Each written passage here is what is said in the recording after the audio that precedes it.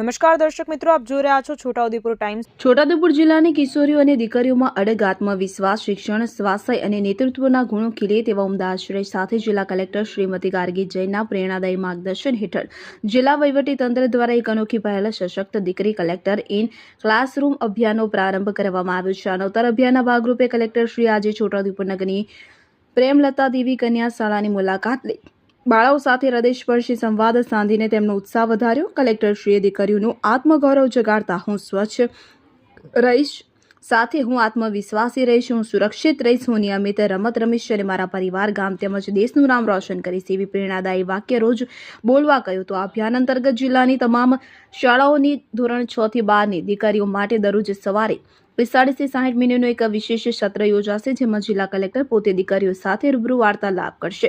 આ ભગીરથ પ્રયાસોનો મુખ્ય હેતુ દીકરીઓમાં આત્મસન્માન વધારવો, શારીરિક, માનસિક સ્વાસ્થ્ય અને માસિક ધર્મ અંગે જાગૃતિ લાવવી તેમજ તેમને ઉચ્ચ શિક્ષણ, રમતગમત અને લીડરશીપ ક્ષેત્રે ઉજ્જવળ કારકિર્દી બનાવવા પ્રોત્સાહિત કરવાનો। વહીવટીતંત્ર આ પહેલ દ્વારા દીકરીઓની સ્થાનિક સમસ્યાનો સ્થળ પર જ નિકાલ કરશે।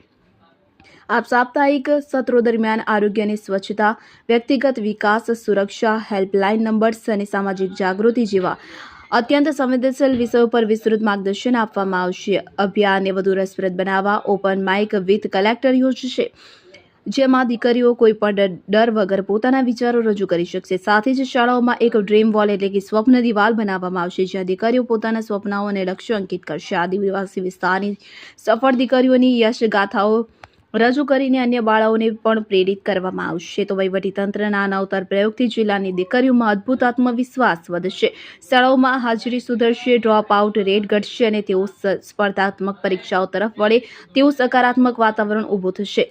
નિશાંત ચૌહાણ, છોટાઉદેપુર।